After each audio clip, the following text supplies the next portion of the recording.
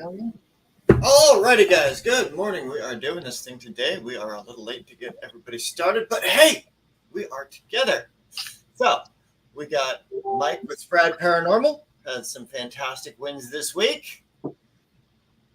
Hell yeah. I had fun this week, bro. Dude, that's some fantastic wins this week. Hell yeah. I had fun this week, bro. Is that me or you? That was an news. Technical glitches. Yay, glitches. But no, this is good. And I can see the comments and everything from Facebook. So if anybody wants to comment, put it in the chat below. Say hello, what's up? We are watching. We are live. And I had Robin reaching out to me today, and we're gonna go through the she's getting the books and she's getting the materials. She's working on her puppets. We're going to go through the spell of animation and stuff like that. So this will be really good. So she gets better at it and more confident with it. So once she gets those puppets done, I'm going to actually bring her on the platform here, and then we're going to have a little sit down and see how she did with that event that you guys did the other day. So I think she was like surprised. I was surprised. Like, it's not every day you get to call the wind and it comes. Like, that's some epic shit right there. You know what I mean? And you could hear in her voice when she realized to put two and two together. I just summoned the wind and it came. Like, she was like, I was like, yeah, thank you. Like, that was nice. I'm on a mountain that's burning, you know what I mean? I'm like fucking sweating. There's no wind all fucking day, you know? And I'm like, I call forth the spirits, and it's like, oh, thank you, God.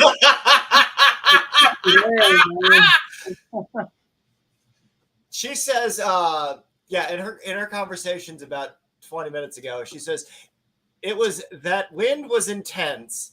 It was so hard, but it was so fat. Like, it just came like out of nowhere. Like, there was no wind all day, none. Like, I mean, I'm sweating. I'm walking these trails, and I'm doing this number and making sure I got my nitro with me. And I'm like, all right, it's fucking hot up here, you know. Yeah. And then I was like, fuck it, this fireplace. I know they did seances around this motherfucker because it's a big area. So, like, this is like, even before we got there, we were going down through these wooded trees in this fucking little Jeep, like, yeah. And I'm like, the way her seats are in her Jeep, I'm laying back like this, and I got this feeling. I sat straight up and looked at my surroundings. I'm like, this is a good fucking spot. And then we went around the corner and I seen the fucking big old fireplace. I was like, right there, yep.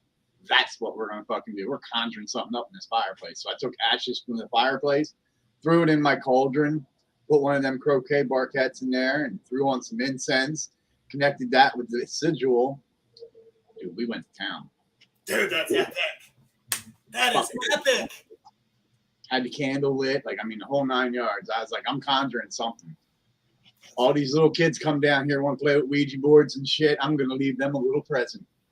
See, now, you brought the spirit, you called the spirits out to come to the incense, right?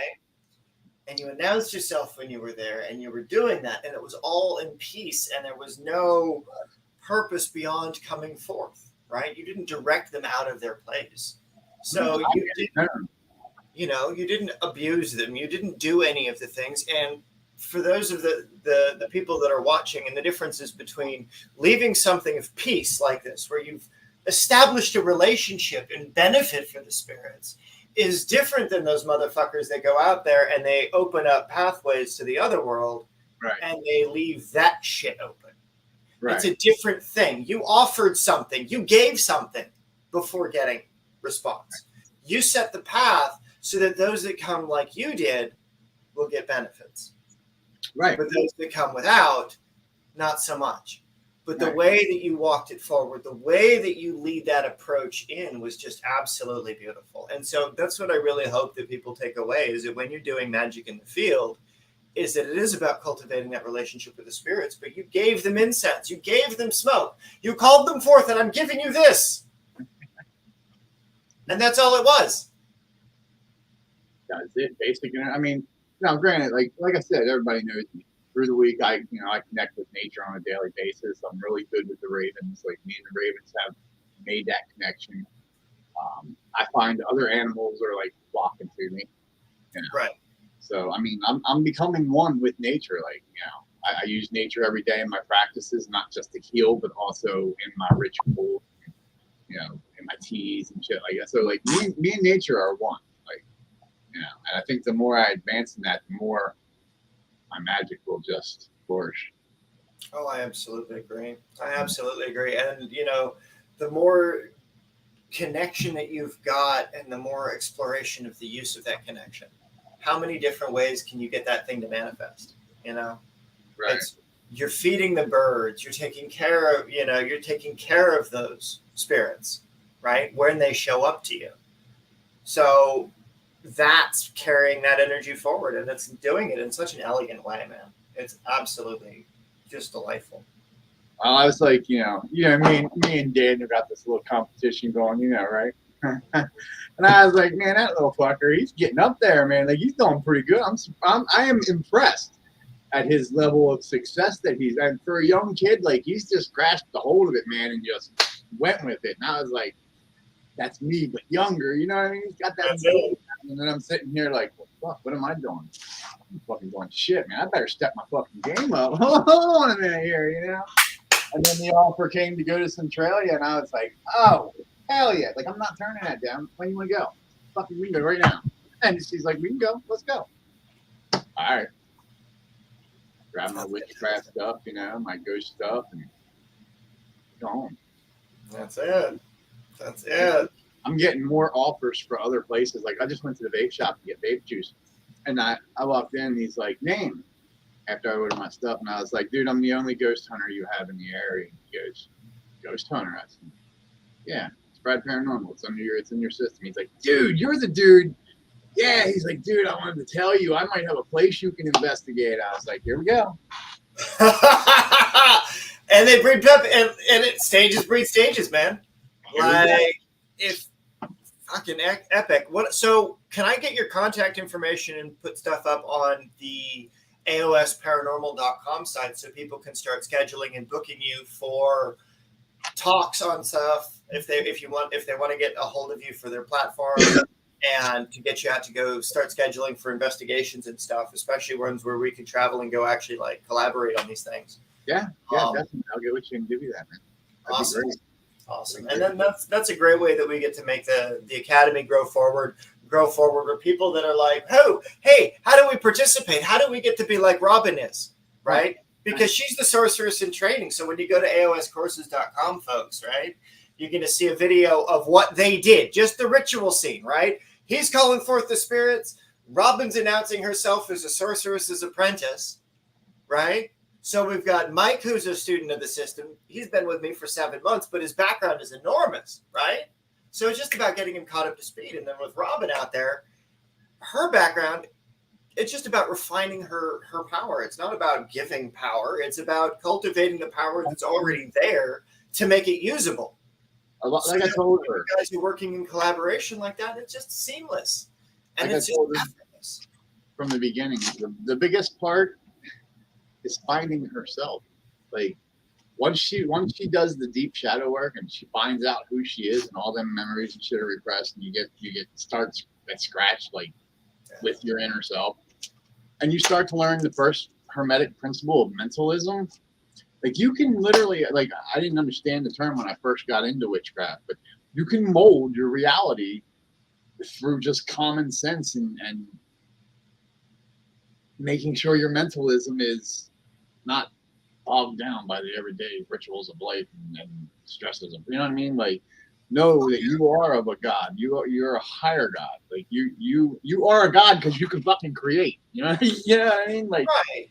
So, and one of the really fun things that I'm actually getting to experience now is I've got a house guest right now. Her name is Phyllis. And she's at an event here in San Diego called Secret Knock, which is an entrepreneur's get-together thing. And then she's got a birthday on Saturday for a fella that she met. And one of the really cool things is that with Phyllis being here and with the deep dives of how she's also inexorably interwoven the entrepreneurial community, right? But her thing is the ambassador for elder care. She's now a New York USA Today bestseller, and I want to say it's not New York, USA Today and Newsweek, I want to think. Um, but I just totally butchered her new credentials. But she's just got that in the last 2 weeks, right? She's getting her book covers updated to include these new things. So it's fucking epic for her, right? And so as she's going out there and doing these things in the community and in the world, she's also here in my apartment, and we were up till fucking 10 o'clock last night drafting out and planning out new approaches and stuff that she can build out and create in her community with the same thing that we're doing with the academy and the principles that I'm teaching you and Robin and all of these different things. She's going to be doing that with her people too. So she's going to be tapping into these principles without actually talking about tapping into these principles, right? She's applying the mentalism. She's applying the work of the divine. She's applying all of this stuff, but she's not claiming what it is. She's just doing it. And that's the benefit of being in entrepreneurial environments, is that entrepreneurs are the closest thing that you get to active creating forces, because they're always creating new ideas, opportunities, businesses, relationships, whatever the thing, right? And when you're out there doing these kinds of things, in the same way you're leading with Sprad and the entrepreneurship you're showing with that, and to take on these spells and the spirits and all of the things, that is a beautiful, beautiful expression. And the more that you're getting to do that, and the more that we get to find people that are willing to undergo all of those things, that would just be absolutely phenomenal. Because it makes it more fun. It makes it more engaging. You know? So we're really, really catching up some great momentum here, especially as people are starting to like, oh my God, there's like this thing and doing, right? Right. So like it's great. Like in the last 8 months that I've spent with you, like it didn't even feel like a learning process, you know, like I tell everybody that I meet, okay? It all determines on your level of want of becoming what you are. You know, you can sit around and just be self-taught, learn on your own, and that's great. You'll learn a lot.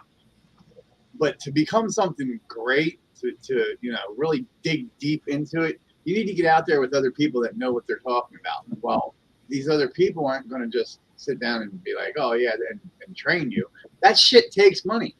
Like, I know, you know what I mean? I've paid for my Torah Codes. I've paid for my Hebrew classes. I've paid for my witchcraft classes. I've paid for, you know, things that I want because I want to be that type of person. You know what I mean? Like, and that's what it takes. It doesn't, and it's not just like, you know, monthly payments, you go through this course. You know, it's not just that. It's the integrity and the, you know, the passion that you put in behind it to get out what you want. Like at the end, you know, like who would have thought 8 months later I'm a skilled high-level sorcerer? You know what I mean? Going through all the classes and doing all the rituals and the conjurations and like, dude, that shit, it wasn't even like a learning experiment for me. It was like, fuck, this is awesome. You know, I already had somewhat knowledge, but I never actually sat down, put the mathematics together, drew everything out, fucking spent the hours on end to fucking make sure the sigil and the crystal and the urn and everything was placed right. You know, like I wasn't taught any of that shit. You know, you see a lot of shit on Hollywood where they have everything set up and this guy comes in and this shit happens, you know, and it's not like that, people. That's fucking Hollywood. Get it out of here. Sit down and, you know, calculate your times according to the planets, according to the herbs that you're working with. Like, know the planets, know the gods, know the herbs, know what you're actually putting into your craft. And thus, when you call forth the wind, it will come. It will come. yes. I can't say it any clearer. Like, it's not just this hocus pocus, you know, we're into a fucking magic field or something. No, it's a lot. Yes, words are a lot and they have power, but it's a lot more than just speaking the words. It's the intent behind the words. It's the, you know, your compassion, your exaggeration, your willpower. You will it. You know, literally will it into it with words. And thanks, Hollywood, for making people think that they could just, you know, turn people into toads because they will it. That's not how it happens. You have to have communication with these things. I have over 10 years of communication with these things. Like, you know what I mean? They know me. I know that. They know me by name. You know what I mean? So, like, and it's great. It's great. because I no longer fear death. I no longer fear the other side because I understand with working in the last 10 years with the other side, what it is, what it's like, how it's going to be. And it's not scary. To me, it's not scary. Right. To a lot of other people, you know, if you listen to the world, you're going to hell. Yeah. You're living in hell. That's not exactly what happens. And peeling back the curtain behind that other side stuff and the different traditions and the different places and the different flows of energy and shit like that, it becomes overwhelming. And one of the things that I want to stress and go back to is you touched on a really cool point is when you talked about, the monthly payments and stuff. It's like, for the folks that don't understand, like $150 for the $300 a month funnel system, the $70 in shipping just to send out free stuff to people, the material costs alone on some of this shit that I send you guys. Right? Let me tell you. It's the time, the effort, like that's just to cover raw materials and shipping for the ingredients for that month, right? It's to cover the base necessities until there's a bigger infrastructure, right? When we get a physical location in a campus and a dorm room situation set up and all of these different things, and I get the fancy house and we do the thing and I get witches and we get the Netflix special and all of these things, right? That will come. The rates will change and all that shit goes, right? In the meantime, you get $150 a month. You know, I got to figure out a way to put it up to where I want to get a discount for the people. So that'd be like $1,800 a year, but I want to make it like $1,500 a year. So we stay with that number 16. See what I've been doing there? Like I told you this morning, man, my number is 6. Like, you know, it's even in my social security number. It should be plain and blunt that it's my number 6. So I mean, and you know, it's like that's the least amount of the thing, and it's, you know, being open about it, being honest about it, being not shitty about, there's a price involved and I'm not telling you what it is. No, it's 150. Do it or don't. That's, I mean, you know, you can blow that going out to a couple of nights at a bar. Like, do what you want. You know, I was paying that alone just to learn Torah codes, bro. So, yeah. And I was in that little cult for like 3 years. So, I mean, don't get me wrong. I learned a lot. I learned how to do the Torah codes. Like I could run the best of them, but when it comes down to it, it was just another learning experience, an expensive learning experience, maybe, but it was worth the stuff I learned. You know what I mean? Right. And one of the things that I can't wait to see you develop for the Academy, if you're willing to, would be something along the lines of using the Torah Codes as spell work. How do you incorporate the Torah Codes? Pull out a copy of the Torah, if you get the big rolls of it, or just the little books of it, and then you start pulling out the different lines, because one of the really cool things about the Greco-Egyptian magic is that if you recreate the dialogue and you recreate it as perfectly as possible, then you get to immerse yourself in that moment. And the more theatrical the moment, the more grand the moment, the more recreated the moment actually is, as it was in history or as you need it to be in order to invite the influences of the things that you're doing, right? Right. Well, how can you incorporate stuff that people had hidden away in history in the decades past, right? Like, I'm uncovering alchemical methods hidden away in the sacred names. Right. And, you know, I'm going to be for people to work with for like the Sacred Names project is it'll just be sheets of paper I can go down to the Staples and print off, but I'm not putting it on a computer, because when I put this shit into the computer, it makes funny things happen to my hard drive. So that's going to be one of those, like, yeah, I'm going to write it all nice and handwrite it like all nice and pretty. And then I'm going to go get it photocopied, and then you get copies of it, and then you get working things that you can write your own notes on. And then you can incorporate it into your own spell books and your own life, right? Because the thing about this sorcery, and the thing that you have adopted so well, is you have made it the keynote. Magic is the keynote of your life. And so it is a fluid practice. There is no, oh my God, you have to do it by this time, or oh my God, you have to do it this way. It's, you are in that state and flow. It will naturally happen that when you're doing these things, you don't have to fucking think about it. When I did that thing for Jerry the other day for making his talisman, right? I'm drawing out the base designs, and I'm like, oh, I should probably have done this on the date of his planet's birth. What was the date of his planet's birth? I need to get all the alchemical shit done. I need to get all these things done. Guess what? He was born on a Thursday. What day did I do it? On a fucking Thursday.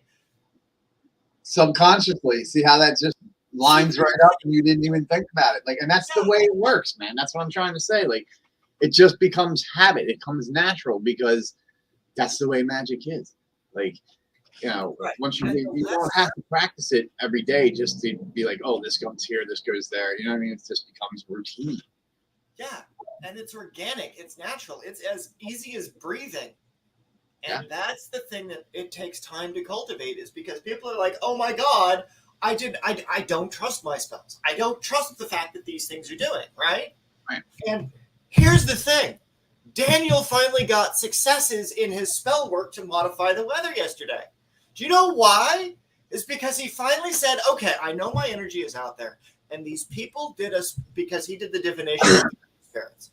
And so these people have wanted their perfect summer or whatever it was, right? And so they've blocked the rain from falling, right? So they've fucked off the natural cycles because it was their coven's will to have a perfect summer or to have the heat or to whatever it was, right? So Daniel, with his pluckiness, is out there doing a goddamn hex break on a fucking region, right? He gets this shit in his head to do this thing. And then he's like, okay, it wasn't my spell that was wrong. There's an interference with it. I'll correct the interference, and boom, I'll get results. Next day, it's fucking raining. Next day! You cannot make this shit up. I did the same thing here. Yeah. I mean, he's getting. That's what I said. He's advancing quickly. Like, I'm intrigued at how quick he is just advancing. But you're following the same growth pattern.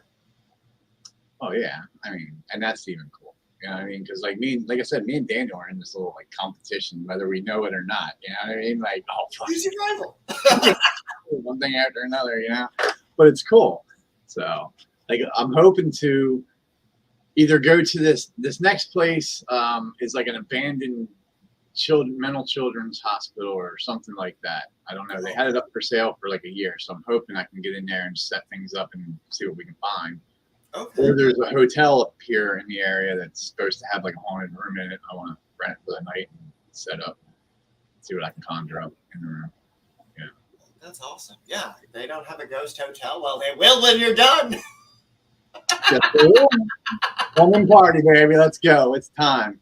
Got some Canadian whiskey and a little bit of ganja, and we're just gonna have ourselves a good old time. That's what's up. That's what's up. You know, and it's funny you say that, because I remember back in my early days of using Canadian whiskey specifically that stuff as a necromantic tool. Yes. It's because I was working with forest spirits, and I was trying to, bring out the stuff in winter. What's better than to do that, to like rouse the spirit than, Dude, they love whiskey. Not just Canadian whiskey, but any kind of whiskey. You want to get an entity's attention, light a candle, put out some whiskey and some cannabis. I'm telling you what, they will flock for that, man. Quick. Oh, yeah. Oh, absolutely. That's one of the things where if you use cannabis as a sacred offering, you imbibe it beforehand, you connect to the spirit of the plant and earth and the thing and the work that you're doing and your client work and the environment around you. So by imbibing in it beforehand, you can use it as your part of your preparatory practices. And so you don't have to be like, oh my God, I'm spun out on this marijuana when I'm trying to do these holy things. It's like, there are ways that you can incorporate drugs into your practice or plants into your practice. I'm not saying go drop acid and then go conjure a demon, because don't do that. unless you're, got full documentation and can figure out a way to record your visual hallucinations and the auditory hallucinations while you're experiencing it. Like, even a skilled sorcerer would not attempt to do that. Right. Don't use artificial means to augment your stuff. Do it with naturalism. Do it with marijuana, certain types of mushrooms. Like, organic elements. You don't want to do these artificial practices, and learn to do it safely, because you don't want to fuck off your liver. You don't want to be the guy that eats the mushroom that only can do it once, Right. And I must stress too, because many people don't know this, but if you take some marijuana or some mushroom caps or whatever, and you put it on your altar or wherever you're putting it to offer it to the gods, don't go and smoke it. Don't use it. Take it out, crush it up, put it in the earth, and continue to allow the gods to have it. You don't want to partake in something that you've already offered to the gods. That's common sense. I know a lot of people are like, well, that shit's expensive. Yeah, it is, but it's also an offering that you offered to them. So, right. Okay, so here's an adoption for that I would say, because of when I was working for Mumbo Sam back in Albuquerque back in the day. I'd leave. I was working for her as their administrative assistant, and I'd leave a cigar on the offering for Baron's Hamdi every day when I walked into that shop. I crossed that threshold, he got a cigar, right? And then so she comes up to me about a month later, and she just gives me the stack of fucking cigars that I had left, and she says, "Okay, these have been blessed for the Baron. Now you can use these in your work to connect to him." Oh, really? Okay. Yeah. So you can smoke that. You just have to do it when you're in a ritual ceremony, because you are dividing that experience for that spirit in that moment. Okay. So it's okay to do, so long as you're not taking it off your altar to go smoke with your friends. You're smoking it with the spirit. You're smoking it with your God. You're smoking it with your ancestors, your whatever, right? You're in that moment doing the thing with them. And that's how you connect. Okay. I just threw it out. Oh, yeah. Well, you can do it that way. You can bury it back in the earth. You absolutely can. But if you want to have that connection to it, you can also consume and do that ritual union with it. And I appreciate you, Trevor, for saying that, yeah, it needs to have that connection intent from the start. And it really does. And it's that same kind of connection that you follow through with why you grind the herbs, or why you're using this color, or why you say that word, or why you use that symbol or shape. And folks fuck it off and forget, right? Yeah, like, oh, I can just use a Sharpie and it's okay. Well, yeah, you can use a Sharpie. But just because I can use a spork doesn't mean I'm not going to, carve shit into clay that I've custom made, and I'm going to have that shit made on a certain way, and I'm going to do things with it. And it's, the difference between what you need in a moment of emergency versus what you have the opportunity to cultivate with time and intent and mastery of artistry. You have the opportunity to cultivate anything you want with magic under the right opportunities. But it has to be something that you're doing on purpose. It's like you go to work, right? You go to work, you go in the morning, you go work for somebody else, you do the thing, and you go home and you get a paycheck, and you're grumbling the whole way. You're miserable shit about it. You're a terrible employee. Nobody wants to fucking work with you. Nobody wants to be your friend. Fuck you as an individual, right? That's what it's like to fucking use a Sharpie in your spell work, right? You're just cashing it the fuck in, and you don't have any choice. But if you've only got a Sharpie, and until you can pull it open, right?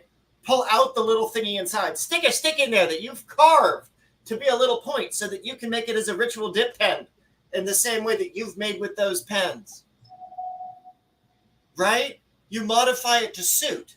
You build your magic into the thing. You have to manipulate it. You can't just get it off the factory floor and you expect it to do the thing. You have to put your personality into it.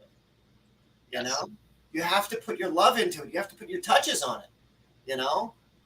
It's it's great. You can go buy a piece of art and you can put it on your wall, and that's what that person did to connect to that moment, right? If you're doing that in client work and somebody's customized a talisman that you've made for them, and you're creating a ritual object that they can put on their sacred space, that they can incorporate into their day-to-day practice, that will incorporate the magic because of the symbolism that you already understand and the mechanics of how it was arranged in the first place. By putting that together for them, they have an object that will actually draw that energy through because it was constructed properly. And that's the stuff that Keith does. That's the stuff that I do. That's the stuff that you're doing now. You understand how long it takes to put these things together. Yes. You finally understand how to do that from front to back. You know, you have to go and you have to cultivate everything before you go out into the field. And when you go out into the field, you have only got what you have on hand and what you're in the moment to do. Right. So if you had a spell book with you, what would you want to see in it? What kind of stuff would you have wanted to have to be able to call up the spirits or evoke the spirits in a more viable way outside of just, I call you forth spirits, you know, and then there's a big gust of air. Like, that's a great way to do it. But what happens if you had a big bowl of water that you said, I call forth the spirits into this bowl of water, that upon my gazing into it, that I might foresee my future? Then in that case, I would tell people that if you go to Amazon, there's a really good book there by a guy named Brian Lovering called The Grimoire of Arts. If you're going out into the field to practice, this is the book that you should be having. Because I carry it with me everywhere. Everywhere. You people have your Bible? I have my Necromancy Grimoire. Let me tell you. Yeah, when I was working with the Association of Paranormal Studies here in San Diego back in 2012, after that thing came out, you damn right I had it with me when I'd go on client work because it's got all the fucking spells in there. It's like, I don't need to think about it. It's already done. All the exorcisms are there. All the bindings are there. The spirit traps are there. The spells of animation, the transference mediums, like, it's there. I use it a lot, man. It's marked. It's like, okay, this is where I'm going. This is what I'm going to need. Yep, I'm ready. Let's get this shit did. Yeah. You know, and it's again, it's once the systems of how these things are put together are in place, you know, it's what is it? Peel and stick, plug and play. That's the thing. Yeah. Find the thing. What's the thing? What's it correspond to? Well, that's the thing. That's the thing. That's the thing. It's done. Oh, wait. You mean I didn't have to do more than that? All right. Yeah. You mean I can spend more than a week building a single spell? I can build more than one spell a week? I can cast more than one spell at once? What? You mean there could be like 8 or 9 of them that I do in sequence? Fucking yes! Layers, my man, layers. That's it. That's it. And if you understand sequential layering principles and you understand like the spell of 9 knots, right?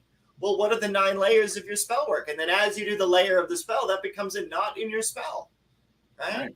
And so you can incorporate the principles and the techniques, a very simple principle, but then you can elevate it and you can make it something that's uniquely your own power and your own way to demonstrate it and deliver it. And that, again, I cannot say thank you enough, because you demonstrated to our audience today that's watching, yay, Trevor, and anybody else, that with AOS courses, with the AOS paranormal stuff, with the stuff that you're doing and how you're leading it out and how you're teaching people through compassion. That's how you connect to these things.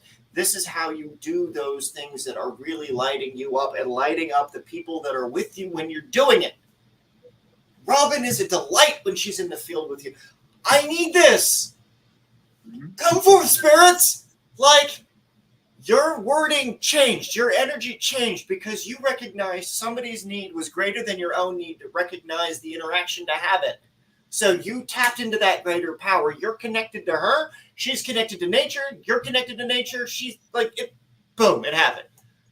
And that's what you caught on film. And it's more of that. And it's more of that kind of thing in the day-to-day practice that you get to see. You know, it's like, yeah, you're doing it in your day-to-day life. But because you're showing what it looks like when it is in your day-to-day life, like you didn't have to have the fancy robe. You had your gear bag, and that was it. Yep. Like, I've got my gear bags and whatever I'm wearing and whatever sorcery I have to channel through my body.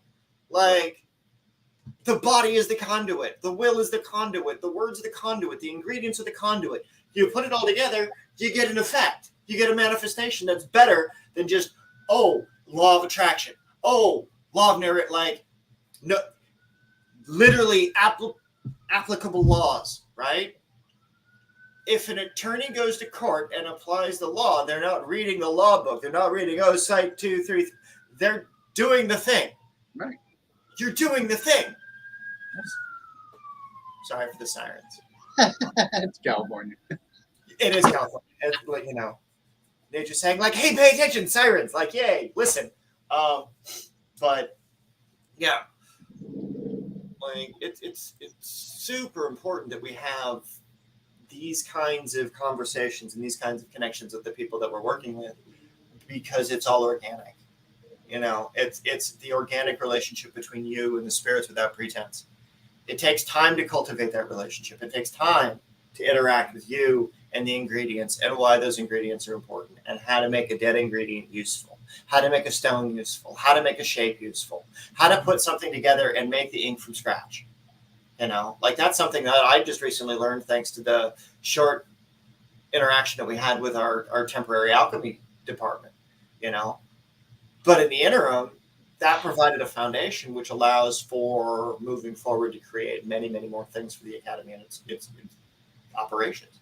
Like that's a ritual ink that I can use for making talismans, like the one we did last week or 2 weeks ago, where it was the Conjuration of the All, right? Right, that shit was fun with the smoking cloche and all that. Right. But, do you have any final thoughts that you would say towards people that are looking to consider moving forward with the practice or getting into a different layer of the practice, but without thinking that the Academy is a stuffy place full of people that are just trying to be overly pompous when it comes to the material in books or traditions and things like that?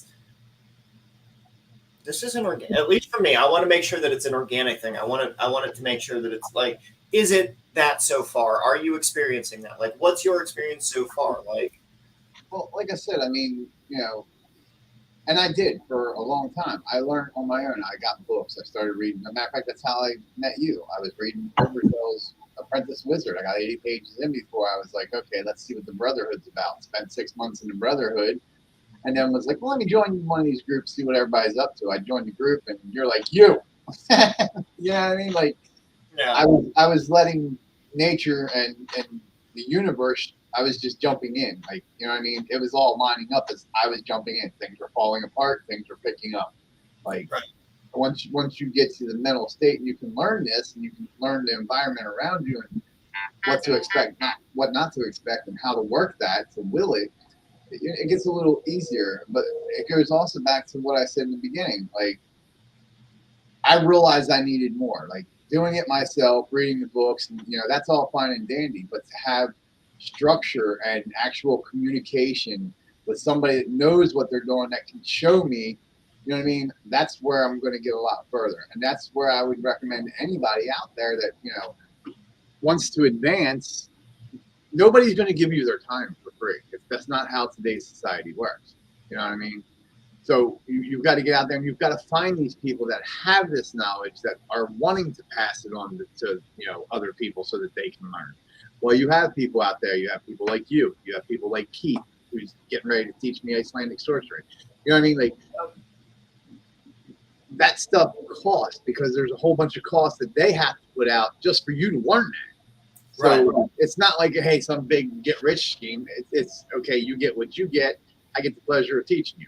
And that's what it's like. You know what I mean? So again, if you want to advance it, if that's something you're planning, this would be the better way to do it. Like, I mean, you get all the FaceTime you need, like with instructors, you get all the stuff sent to you, like you get hands-on training, but it's you doing the hands-on training, like nobody with you. Like, it's what you learn.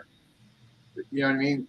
Then you get to see the full results, the fruition of your ability. You know what I mean? It's a bigger surprise, because it's like, motherfucker, I stood there and did that myself. Like, this shit happened because I fucking willed it. You know what I mean? Like,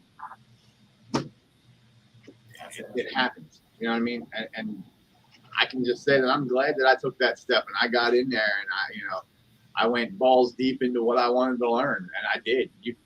You know what I mean? It was playing around day, night, evening. It didn't matter what fucking time it was, man. We were on Zoom. We were doing shit. We were fucking 2 o'clock in the morning conjuring shit from a gate. Like, come on now. And that's how I love to live my life, man. Like, right. I conjure shit like 24 hours a day. Like, yesterday, I didn't sleep for almost 24 hours. Right. between all the magic that I was doing, ending the structure for the base of the Book of Power. Like, for folks that don't know what's coming for the students in the academy, I know we're wrapping shit up, but the Book of Power principle, right? It's that object that I started back in December when I was doing that spell of the day thing, where I'm going to use the spell of the day ingredient blends in the inks and stuff that I'm using to put into this book, so that you can take this thing into the field with you and open it up, and it's the fucking gate. And you don't have to be like, oh, I don't have this ingredient in the field. Boom, the gate's the book.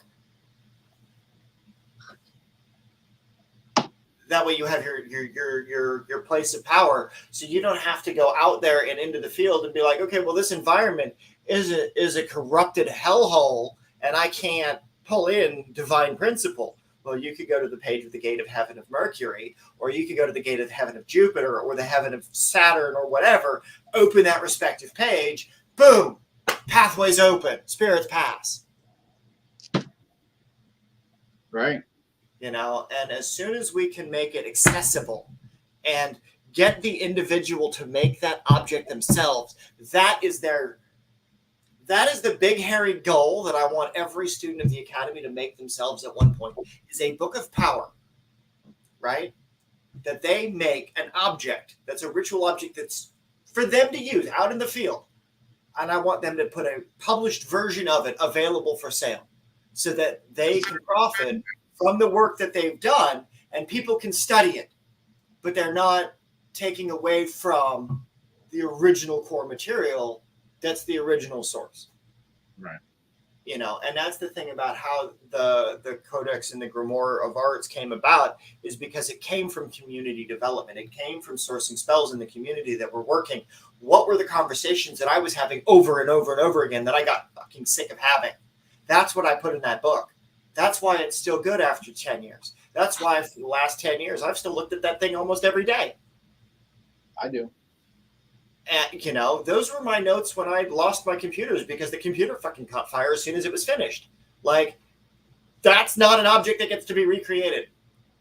So it exists, and it gets print on demand, so that those people that buy it, that spirit of that book belongs to that individual. They are made for each other, quite literally on demand. It's a talisman. It really is. It is a sacred Book of Power. And so as you walk it out of the field, the more, like when Hayden was coloring it, the magical method, which is like the version of what will be the first year formulary once it's finished. Once we get more people involved in this project, and after about another year or so, I want to say, I'm going to go back through and really go in, and we're going to go in detail by detail and say, okay, well, what would you want to have in your first year, what that you didn't have? Like, you'll have the 7 months, the 8 months that we've been together so far, and you're able to go out and you're able to produce these amazing videos that are giving you evidence response, that you don't have to worry about, is this little light on a device blinking at me? There's fucking wind! And that's what I told you earlier. Is the device even on? You don't need it when you do it. Exactly. And that was the case with the Zellers. You know, when I had the Zellers case, like, I was all prepared to go in there with tools, and I didn't need it. All I needed was me and the tarot cards. Like, everything was done through divination and magic, and not, hey, these simple, silly little tools I got to go home and analyze and listen for shit for hours on end. I avoided all that. I saved myself hours just by simply switching to witchcraft. You save batteries, you save the planet, you save hours because you don't have to sit there on a goddamn thing editing a bunch of film trying to figure out what the shit made aside. Like, you pulled the card, it told you. It told you. It did. It did. Booner was like, holy fuck, man. Like he was surprised. His eyes lit up like, Jesus Christ, I didn't think that was going to pop up. And I'm like, there it is. It's all in this card, bro. Right here is your problem in the card. Oh, man. There was this Santeria lady I was working for.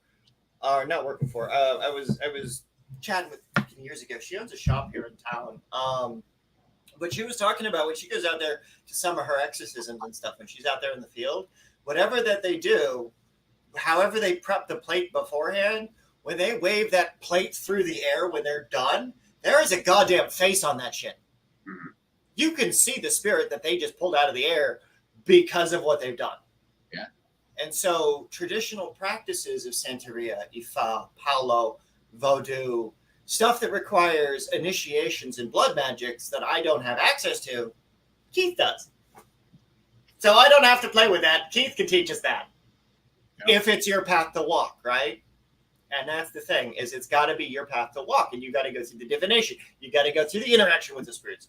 If you can make it 8 months with me, this is pretty much guaranteed your path of magic in life. Like, you can roll with this and study the folk magic, study the lore, study the traditions, engage in it, but it creates your own kind of path of power, right?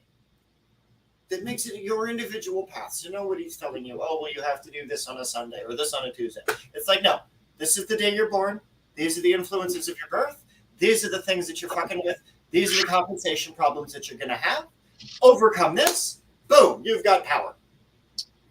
I mean, it's as simple as that, but it's also how many months, how many hours, how many Zoom calls, how many questions, how many fucking experiments didn't work in the beginning, and now you're able to go out there and get immediate results. Right. 8 months of work. Yep. Diligent, hard fucking work to get real fucking proof. And it was diligent. It was, I'm not going to lie, it was fucking hard work. I mean, time, like using your noggin to figure mathematical equations out, like, you know, making sure you get the sigil drawn with the right herbs that mixed into. I mean, like, it is tedious fucking work, guys. But the results in the end, like, just the satisfaction of knowing I called forth the spirit and it responded, like, that satisfaction, and that was satisfaction enough. But to know that it did it in front of somebody that was just learning, as like to say, okay, here's proof. You know what I mean? Like, it was even more like, I was just like, you guys are good, thank you. You know what I mean? Like, again, you heard me. Again, you responded. Again, like, it's not the first time. You know what I mean? Like, I can honestly say, like, I'm in communication with the gods. They hear me. They might not always respond, but I'm sure they sit up there sometimes going, this motherfucker.